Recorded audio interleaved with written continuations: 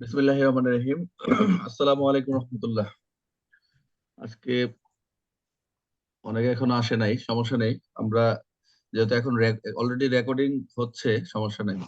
Recording এই জন্য করতেছে, অনেকে মেসেজ দিচ্ছেন যে রেকর্ডিং ক্লাস চাচ্ছে, যে আজকে কি ক্লাস হয়েছে স্যার। অনেকে ক্লাস পরে আসছে শেষ দিকে।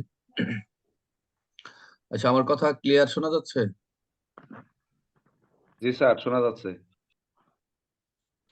Thank you. তাহলে আমরা আজকে যে ধারাটা বাকি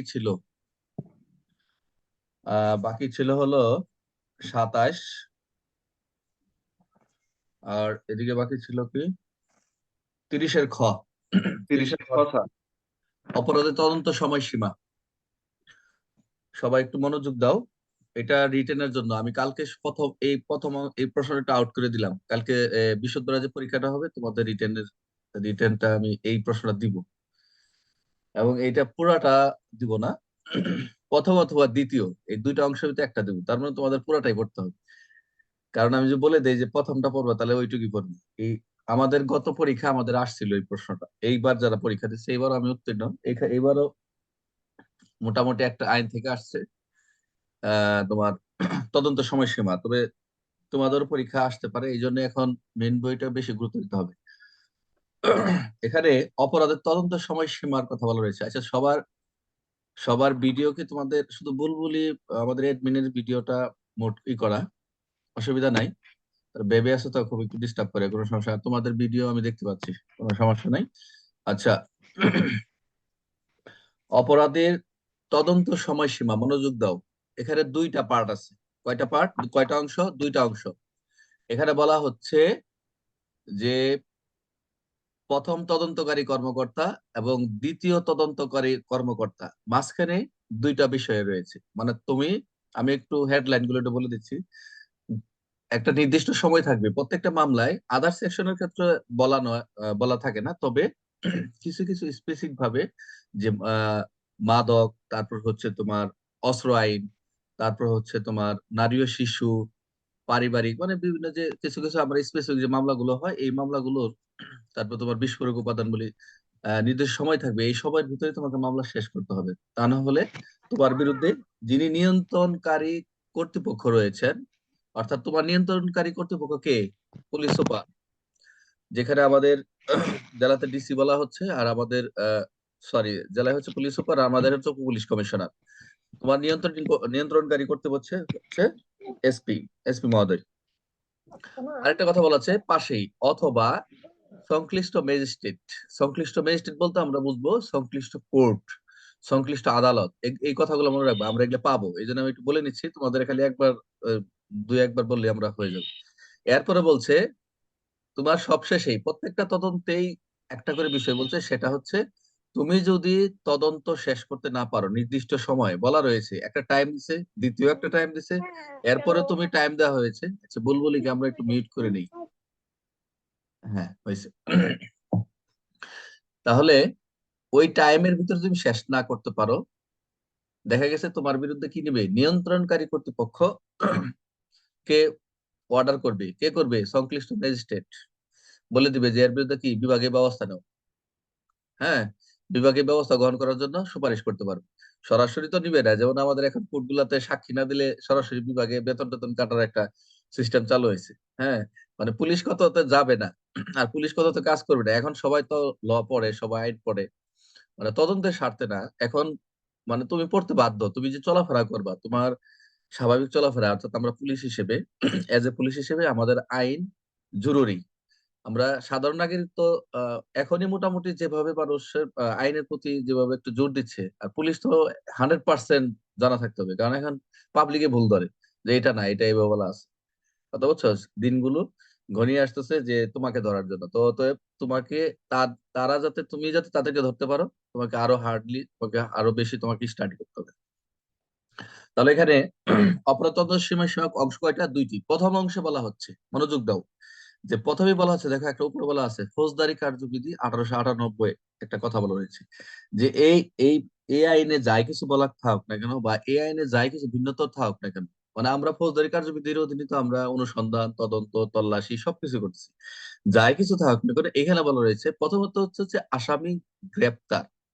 প্রথম হচ্ছে আসামি গ্রেপ্তার অথবা ধৃত। আসামি যদি ধৃত হয়, এই হাতে নাতে যদি দিতে থাকে, তাহলে প্রথম তদন্তকারী কর্মকর্তা প্রথম পয়েন্ট হচ্ছে, তাহলে প্রথম কত দিনের ভিতরে? 15 কার্য দিবস। সবসময় খেয়াল রাখবা, এই 15 কার্য দিবসের ভিতরে কি করতে হবে তোমাকে?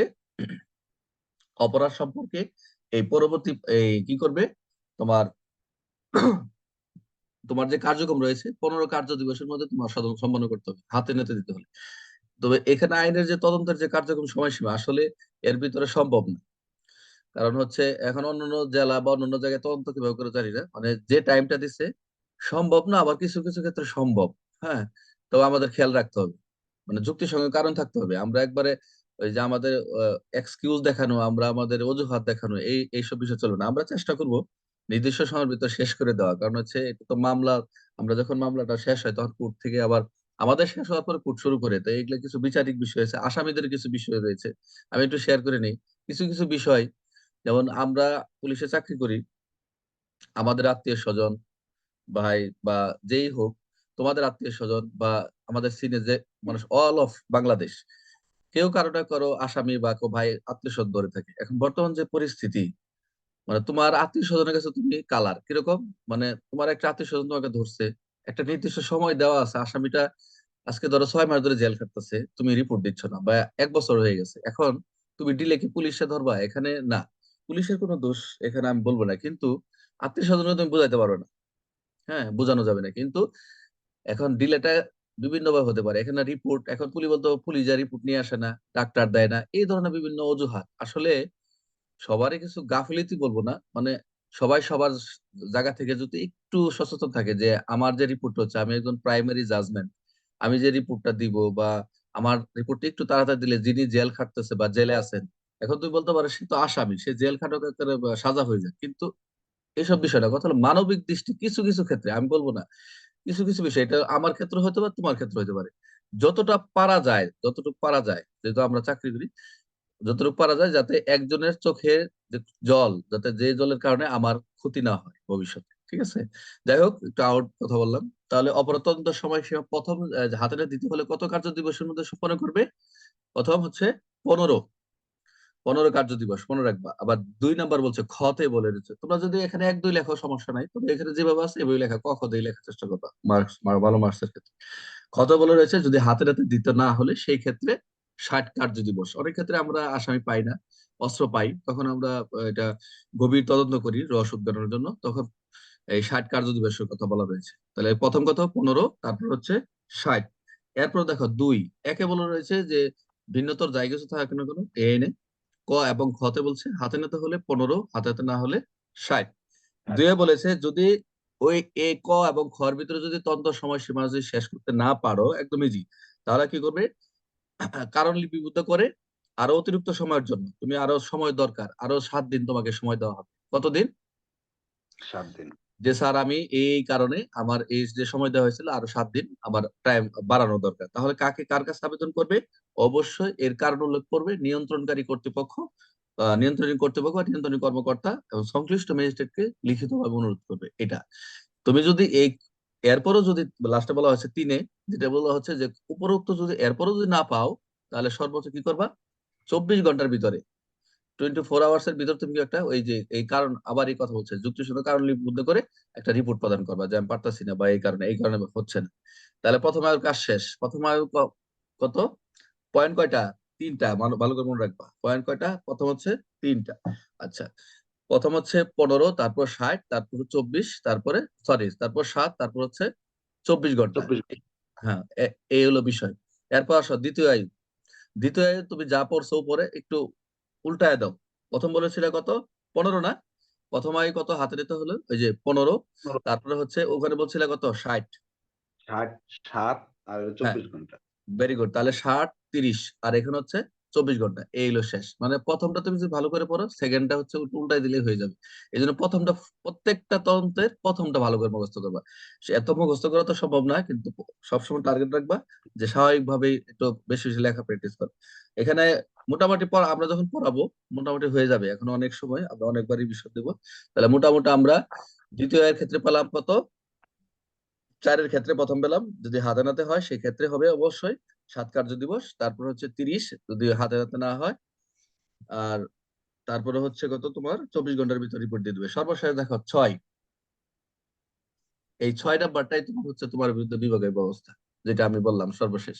সব জায়গায় বলা আছে, কোথাও 6 বলছে, কোথাও 8 বলছে, তবে এখানে 6 হচ্ছে বিভাগের ব্যবস্থা। তুমি তোমার মতো লিখবা যে নিয়ন্ত্রণ কর্তৃপক্ষ কি করবে, অথবা সংশ্লিষ্ট ম্যাজিস্ট্রেট যে প্রতিবেদন পাবে, পাওয়ার পরে এটা যদি পর্যালোচনা করে দেখে, এখানে একটু কথা রয়েছে যে নির্দিষ্ট সময়ের মধ্যে সে তদন্ত করতে ব্যর্থ হয়েছে, তাহলে তার বিরুদ্ধে বিভাগ ব্যবস্থা হবে। এবং এই বিভাগ ব্যবস্থাটা কি ধরনের, অভিযুক্ত কর্মকর্তার কি ধরনের কর্মকর্তা বলে গণ্য করবে, মানে তার যে কর্তব্য অবহেলা না অদক্ষতা, এটা একটা এমসিকিউ। এই 6 থেকে একটা এমসিকিউ আসবে যে উক্ত কর্মকর্তার অদক্ষতা বলে বিবেচিত হবে, এবং অদক্ষতার কারণে তাহার বার্ষিক গোপনীয় প্রতিবেদন, দেখো এসিআর কথা বলা রয়েছে, আমরা যে আমাদের যে এসিআর রয়েছে তোমাদের, এই গোপনীয় প্রতিবেদন লিপিবদ্ধ করে উপযুক্ত ক্ষেত্রে চাকরির বিধিমালা অনুযায়ী তাহার বিরুদ্ধে ব্যবস্থা গ্রহণ করা হবে। দেখছো, ডাইরেক্ট বলে দিছে, স্পষ্ট বলেছে চাকরির যে বিধিমালা রয়েছে আমাদের, এই অদক্ষতার ক্ষেত্রে যে ব্যবস্থা নেওয়া যায়, তারা যত সর্বোচ্চ তারা ব্যবস্থা নেবে। তাহলে আমরা 30-এর খ পেলাম কি, অপরাধের তদন্ত ও সময়সীমা। রশিদ, পারবা? আহ, পারবো, একটু দেখতে হবে স্যার। আহ, রশিদ, কোথা থেকে জানি তুমি, কোথা থেকে ক্লাস করতেছো? স্যার আগারগা থেকে স্যার, পিবিআই। ও, তুমি আগারগাঁও, তোমার সাথে তো আগারগাঁও পিবিআই। ও আচ্ছা, তুমি এই যে ভাঙা ব্রিজ স্যার। শেওড়াপাড়া, তুমি কি বলে এটাকে, এই শেরেবাংলা ভাঙা ব্রিজ। নগর, শেরেবাংলা নগর থানার পাশে? জি স্যার, ওই যে 60 ফিট ভাঙা ব্রিজ। ওরে, আমি তো এদিক দিয়ে যাই, তো তোমার তো দেখা হওয়ার কথা। আমি তো তোমার বেশি দূরে না, ওই কাছাকাছি। আমি তোমার এখান থেকে সর্বোচ্চ এক তোমার 200 গজ দূরে হবে, আর বেশি না। আচ্ছা, যাই হোক, অসুবিধা নেই। আমরা তো এই পাশেই, যে শেরাপাড়ার এইদিকে শেষ মাথা। আচ্ছা, যাই হোক। আর হচ্ছে শহীদ, বলো তো কি পড়ছো, প্রথম আয়ু বলো, প্রথম আয়ুর ক্ষেত্রে বলো, তদন্তকারী কর্মকর্তার সময়সীমাটা বলো। প্রথমে যদি আসামিকে হাতে নাতে ধৃত করে, তাহলে 7 কার্য দিবসের মধ্যে স্যার এই তদন্ত কার্যক্রম সম্পন্ন করবেন। আর হুম, যদি গেলে হাতে নাতে ধৃত না হয়, তাহলে হুম, 60 কার্য দিবসের মধ্যে সম্পন্ন করবেন। হুম, তাতে যদি তিনি না পারেন, তিনি হুম, নিয়ন্ত্রণকারী কর্তৃপক্ষ এবং ম্যাজিস্ট্রেটের নিকট আরো 7 কার্য দিবসের জন্য আবেদন করবেন। হুম, এবং সেক্ষেত্রে যদি না পারে, তিনি 24 ঘন্টার মধ্যে তিনি হুম, তদন্ত প্রতিবেদন নিয়ন্ত্রণকারী কর্তৃপক্ষের নিকট হস্তান্তর করবো sir. Hmm. Very good. Hmm, very good, তাহলে তুমি মোটামুটি হয়ে গেছে। আজকে 2-3 ছাত্ররা ঘুমাচ্ছে, অসুবিধা নাই। আবার একজন ছাত্র থাকলে চলবে, অসুবিধা নেই, ইনশাল্লাহ। স্যার, আমি একজন থাকলে, যদি একজন পাশ করে, বলবো 100% পাশ করছে। ঠিক আছে, ইনশাল্লাহ। যখন ছাত্র বেশি হবে দেখবে খুব হুড়ে অনেকে পড়তেছে, আমি না করে দিই, এত ছাত্র পড়ানো যায়, বাপরে বাপ।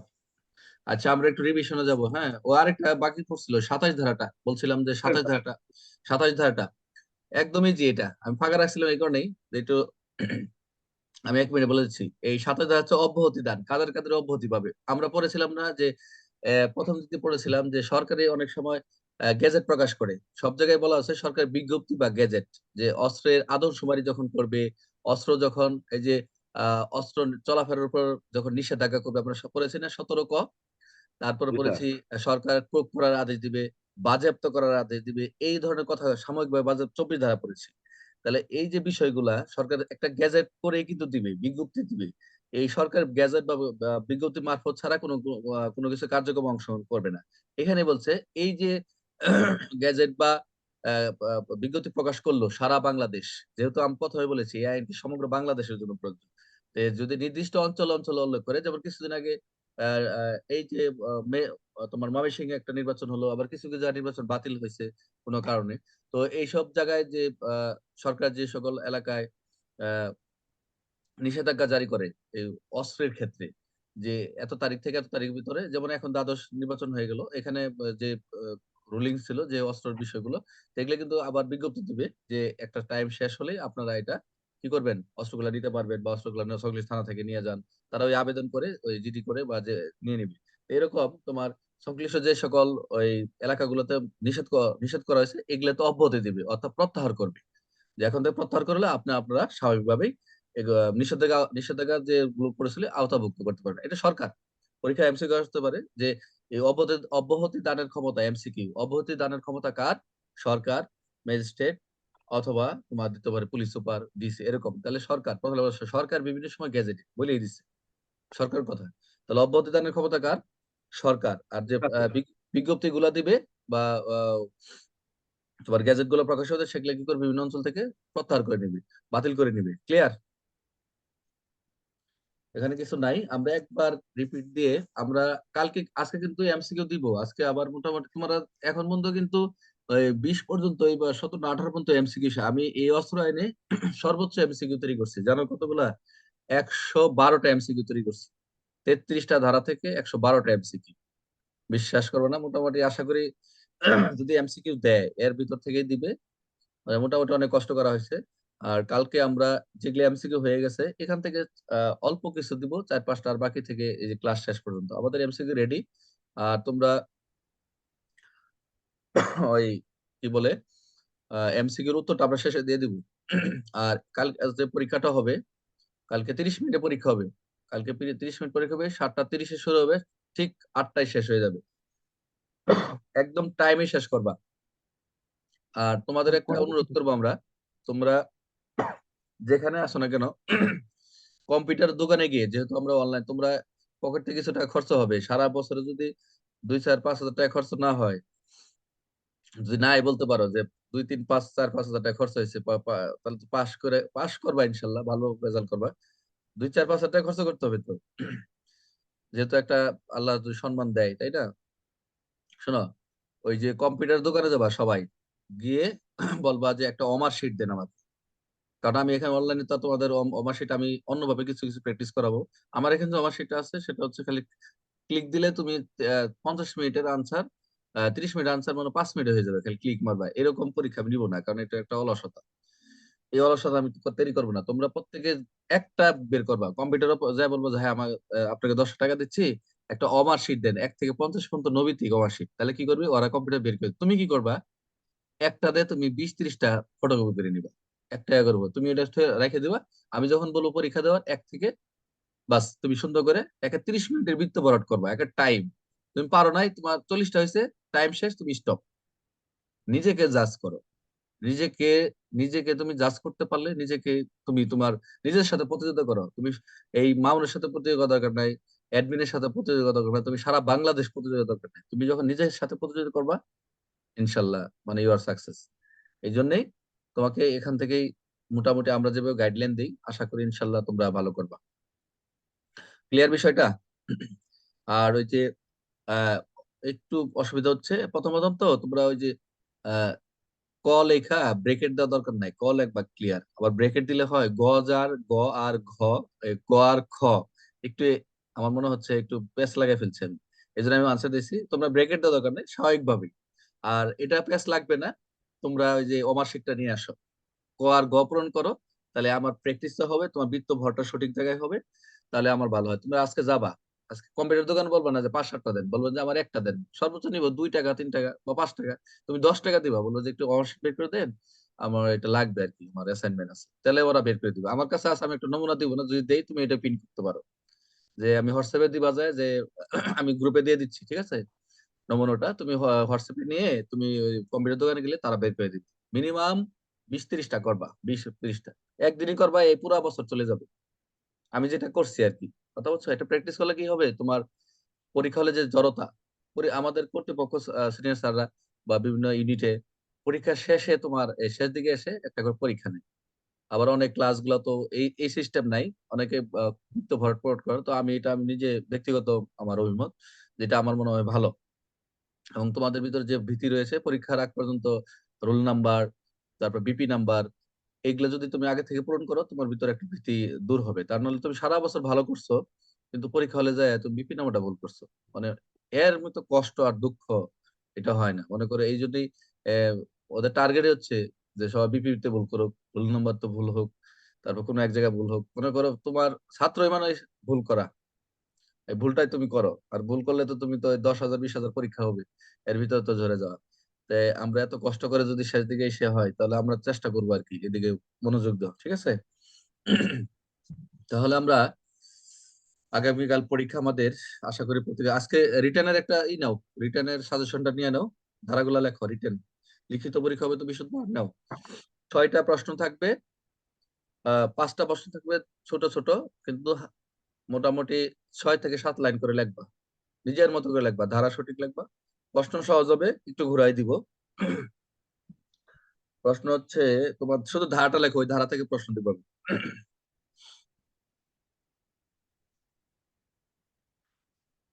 11, অস্ত্র আইনের 11, 12, 16,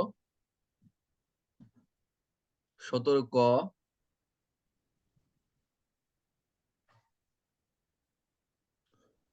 17 ক লেখছো? তারপরে হচ্ছে 20-এর ক,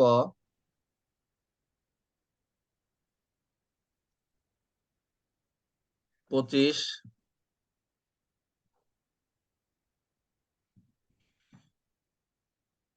30, 30-এর খ, 30-এর ক এবং খ দুইটাই। কয়টা হলো শহীদ? 8টা স্যার। 8টা হয়েছে। 9টা স্যার। আচ্ছা, 9টা হলে আমরা এখান থেকে তোমাদের প্রশ্ন দিব 6টা, 6টাই দিব, 6টাই বাধ্যতামূলক, 3টা বাদ যাবে। প্রশ্ন দেবো ছোট ছোট, তা 5 মার্কের জন্য তোমরা একটু এক্সপ্লেন করে লিখবা। যেমন অপরাধ তদন্তের সময়সীমার পদ্ধতি আমি বলে দিব, যে প্রথম তদন্তকারী কর্মকর্তার ক্ষেত্রে এর বিধানগুলো কি। তোমরা যখন লিখবা আর একটু বলে দেই, উপর থেকে 1 নং প্রশ্নের উত্তর ক, যেহেতু ক খ থাকবে ক লিখবা, আমি এভাবে দিব। একটার ভিতরে ক খ দিব, তো ক লিখবা, উপরে ক লিখে নিচে উত্তর লিখবা, বাম দিকে উত্তর লেখা শুরু করবা, মোটামুটি ডান দিকে শেষ করবা। উত্তরটা যখন লিখবা, ধারাটা যখন একদম বাম মাঝ বরাবর, মানে এই কর্নার না এই কর্নার না, ধারাটা লেখো মাঝ বরাবর, তাহলে কি হবে, তোমার ধারাটাই পূর্ণাঙ্গ লিখতে পারবে। আবার যদি মাঝখানে লেখো, এক সাইডে লেখো, তাহলে ধারাটা লেখা গেছে বাদ পড়ে যাচ্ছে, কষ্ট হয়ে যাচ্ছে। তুমি মাঝ থেকে একবারে সুন্দর করে স্পষ্ট ধারাটা মাঝ বরাবর লিখবা, তাহলে তোমার ধারাটা পূর্ণাঙ্গ হবে। অনেক ক্ষেত্রে দেখা যায় অনেক সময় ধারা ভুল হলেও এখানে কাইটে আবার নিচে লিখতে পারবে। আর যদি সাইডে লেখো, অনেক সময় ধারা ভুল হলে তুমি কাটতে পারবে না, কাটতে গেলে খাতাটা সৌন্দর্য নষ্ট হয়ে যাবে, এই জন্য মাঝ বরাবর লিখবা। আর প্রশ্নটা লিখে 1 নং প্রশ্ন তো লিখে নিচে আন্ডারলাইন করবা। আর যদি কোনো হেডলাইন দাও প্রথমে, যে যদি অপরাধ তদন্ত সময়সীমা, তাহলে উপর লেখা নিচে একটা আন্ডারলাইন দিবা, একটা আন্ডারলাইন দিবা, ঠিক আছে? কোনো কালার পেন ইউজ করবা না। যদি হেডলাইনটা দিতে হয়, তাই তোমার পেন্সিল ইউজ করবা, ঠিক আছে? কারণ হচ্ছে তুমি যখন হেডলাইনটা দিবা কলমে, অনেক সময় হাতে দিতে পারো লেখাটা, হেডলাইনটা, এই যে তোমার আন্ডারলাইনটা কি হয়ে যাবে, এই বাঁকা হয়ে যাবে কলম দিয়ে দিতে গেলে। অনেক সময় কালি বেশি পড়ে, খাতার সুন্দর নষ্ট হয়। তুমি যদি প্রয়োজন পারো, স্কেল, ছোট একটা স্কেল ইউজ করবা, যতটুকু সৌন্দর্য করা যায় খাতাটাকে। কথা বুঝছো? লেখা তোমাদের মোটামুটি আমাদের তোমাদের এই ফার্স্ট বেসে লেখা সবারই ভালো। তোমরা এখন থেকে লেখা প্র্যাকটিস করো, তাহলে ভালো করবা। আর পড়া শেষ করে এখন 1 থেকে 33 পর্যন্ত সবগুলা লেখা গ্রুপে দিবা। কালকে দাও নাই, কালকে ফাঁকি দিছো, বলি নাই, এটা আমি বলে দিলাম আজকে, যে যেই কটা ক্লাস করাবো তোমাদের 2বার বলছি তো, যাও 2বার দরকার নেই, একবারই দাও। কিন্তু 2বার আমার ক্লাসের শর্ত হচ্ছে প্রত্যেকটা ধারা 2বার করে নিজে লিখে রেখে দাও, পরে যখন দেখবা যে একবার তুমি নিজে লিখতেছো আর একবার তুমি না দেখে লিখবে। আজকে 1 থেকে 33 পর্যন্ত লেখে গ্রুপে দিবা, এটা সবসময় বলা, যে কটা ক্লাস হবে একবার বলে দিচ্ছি। 5টা ধারা পড়লে, এটা হলো পরীক্ষার পরে সময় করে তোমরা দিয়ে দিবা, একটা টাইম থাকবে, এই টাইমের ভিতরে দিয়ে দিবা, তাহলে মোটামুটি একটা জড়তা দূর হবে, ঠিক আছে? তোমরা তো একটা একটা চাপে আছো, আসলে আমি যে পড়াচ্ছি তোমরা একটা টেন্ডেন্সি থাকে না, কাল সকাল উঠতে হবে, এই দেখো সকাল উঠা। আমি তো রাতে ঘুম, মনে করো 12টার সময় অফিস থেকে আসি, আসার পর খাওয়া দাওয়া করতে করতে একটা, শুয়ে পড়ি, আর ঘুম হয় না। কেন হয় না? এই যে একটু পর জেগে উঠি, এই আজান, মনে হয় 5টা বেজে গেছে, এই মনে হয় আজানটা যখন দেয়, আর ইচ্ছা হয় না উঠতে, বুঝছো? যে হে একটু পরে তো ক্লাসটা হবে, উইটা দিই 7টা 5, চার্জ দাও, এই তারপরে তোমার ইনভাইট করো, ওগুলা কপি করো, মানে আমার ক্ষেত্রে আর কি বলতেছে, তোমাদের ক্ষেত্রে তো একই। তখন কিন্তু ঘুম হয়, ওই ওই তন্দ্রায় থাকাটা একটা স্বাভাবিক, ব্রেনটা সার্প, ঘুম, এটাও ঘুম। কথা বুঝছো? তো এই যে চাপ, এই চাপ যদি মোটামুটি আমরা 4-5 মাস নিতে পারি, আশা করি তোমাদের দেখবা বই শেষ হয়ে গেছে ইনশাল্লাহ। আমি যে মনে করছিলাম মনে হয়, 1 সপ্তাহ মনে হয় অফলাইন শেষ করতে পারবো না, কিন্তু দেখি ইনশাল্লাহ যে রুটিন করছি, আলহামদুলিল্লাহ, যে মোটামুটি শেষ হয়ে যাচ্ছে। এভাবে আমরা চেষ্টা করবো শেষ করার জন্য। আমরা হাজার হাজার ধারা পড়বো না, কিছু কিছু ধারা আছে যেগুলো অমিট করার মতো করব, আর যেগুলো গুরুত্ব দেওয়ার মতো, মুখস্থ করার মতো করব।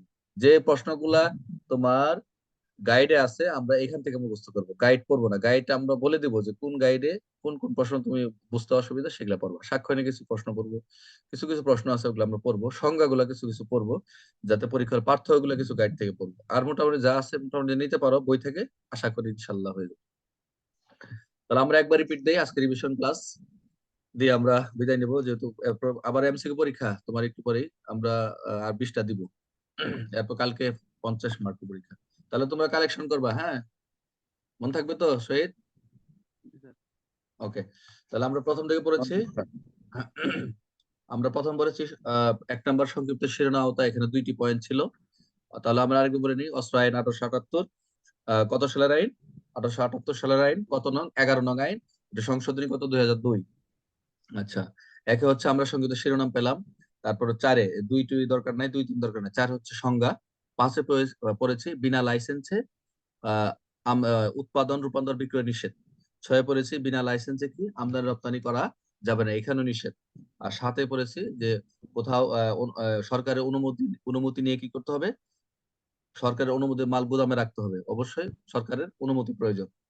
10-এ হচ্ছে অস্ত্র, গোলাবারুদ কি করবে, পরিবহনের উপর নিষেধাজ্ঞা, যেটা 10।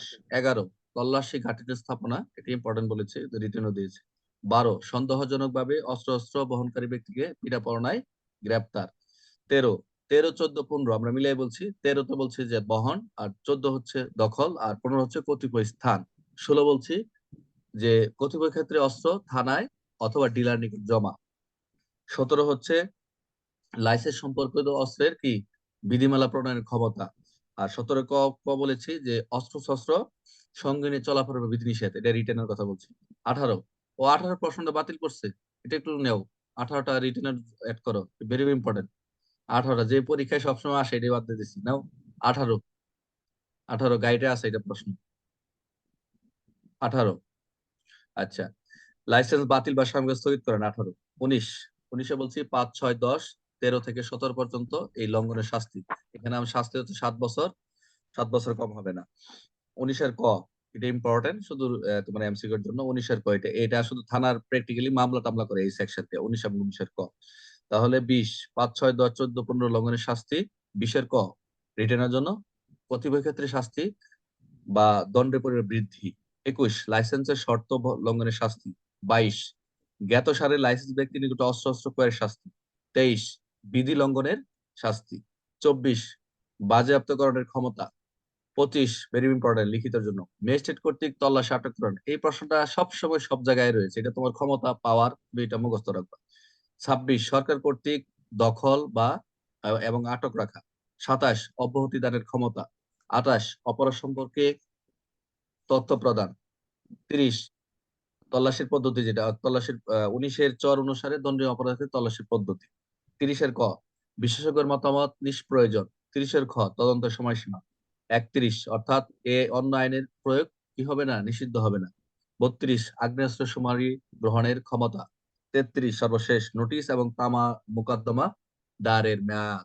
দেখো মোটামুটি যদি আমি যেভাবে পড়ছি, মোটামুটি কিন্তু তোমরাও একসময় পড়তে পড়তে পড়তে পড়তে লিখতে লিখতে মোটামুটি আমাদের সময় এই আইনটা দেখবে আরো 10 বার পড়া হয়ে গেছে, হয়ে যাবে। সারাদিন প্র্যাকটিস করবা, একটু একটু টুক টুক টুক টুক করে প্র্যাকটিস করবা, ইনশাল্লাহ। আশা করি আমরাও এখান থেকে কষ্ট করে, আমরা কর্মস্থল থেকে এই পর্যন্ত মনে করো সাব ইন্সপেক্টরে আমরাও কষ্ট করছি, এবং আমরা মোটামুটি সফলতা সফল হয়েছে এক কথায়। যে আমরাও আশা করি আমরা যে কষ্ট করছি, আমরা যে গাইডলাইন ফলো করছি, মোটামুটি তোমরাও সেই সেই কাঙ্ক্ষিত লক্ষ্যে পৌঁছা, আশা করি। কোনো টেনশন নাই, ইচ্ছা লক্ষ্য থাকলে ইনশাল্লাহ দেখবে একদিন তোমরা সাফল্য কামিল হবা।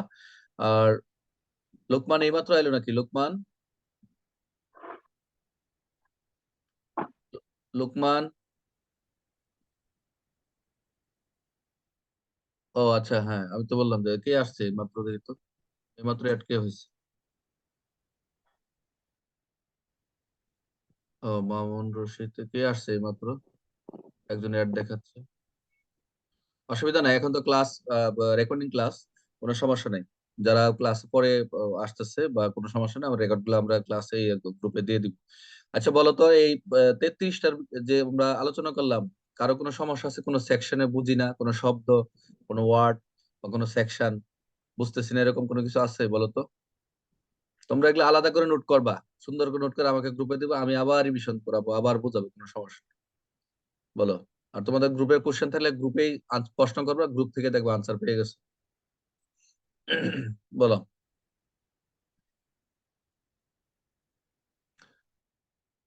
হ্যাঁ শহীদ, লোকমান।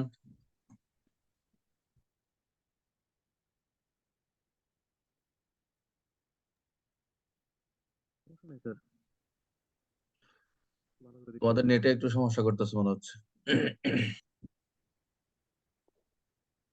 শহীদ, কোনো সমস্যা আছে? স্যার ওই যে লাইসেন্স সম্পর্কিত বিধিমালা প্রণয়নের ক্ষমতার ক্ষেত্রে যে হুম। যে পরে যে কিছু যে ক্লোজ দেওয়া আছে, এগুলা কি মুখস্থ করতে হবে স্যার? এগুলো দরকার নাই, এই ধারাটা তোমরা শুধু জাস্ট হেডলাইন রিডিং করে নিবে, এগুলা কোনো কোনো কিছু আসে না। এখানে তোমার এই যে লাইসেন্স বিধিমালা প্রণয়নে তোমার কি করার আছে, এখানে যে নির্দিষ্ট শর্তগুলো থাকে, ডিউটি নির্ধার, ফি, এগুলা এগুলো কোনো কিছু দরকার নাই এখানে।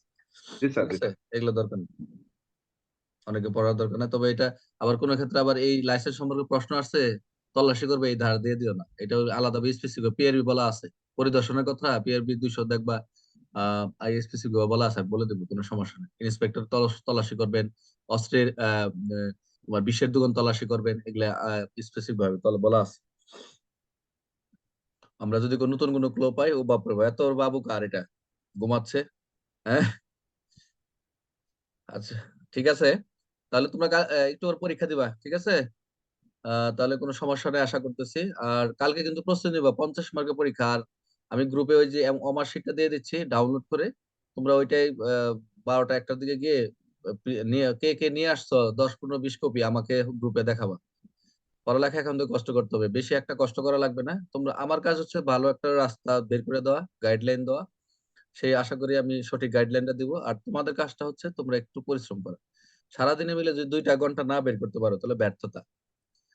তুমি অনলাইনে অন্যান্য কিছু না দেখে একটা বছর, তুমি আমার ভিডিও গুলো আছে, অনেক ভিডিও আছে, তুমি বসে বসে ভিডিও গুলো ঘুরে ঘুরে আসবা যে স্যার কি কি লেকচার দিছে। আমার চ্যানেল রয়েছে, যে চ্যানেলে মোটামুটি অনেক ছাত্রই, যে আমার ছাত্র, আমি মনে করো সিরিয়াল অনেক পড়ে, কিন্তু আমার ছাত্র মনে করো 10-এর ভিতরে রয়ে গেছে, 12-তে, কারণ হচ্ছে এই ক্লাসগুলো দেখে। আর কতটা আমি মানে ই পাই যে স্যার আপনার সামনে পড়লে বোঝা যায়, স্যার এই ভিডিওটা ভালো হয়েছে, তো তোমরাও ইনশাল্লাহ এক সময় সেই সুনামটা ছড়াবো আশা করি।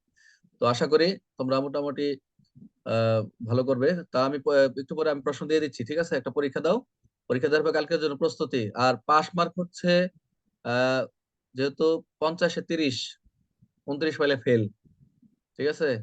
মোটামুটি এই কদিন তো পরীক্ষা দিতে ভালোই করছো, 50-এর ভিতরে 30 মিনিট, 30-এ পাস, 29 পাইলে ফেল। তো এইভাবে স্টাডি করবা, এখন থেকে প্রস্তুতি নাও, ঠিক আছে? প্রত্যেকে ভালো থাকবা। আসসালামু আলাইকুম রহমতুল্লাহ।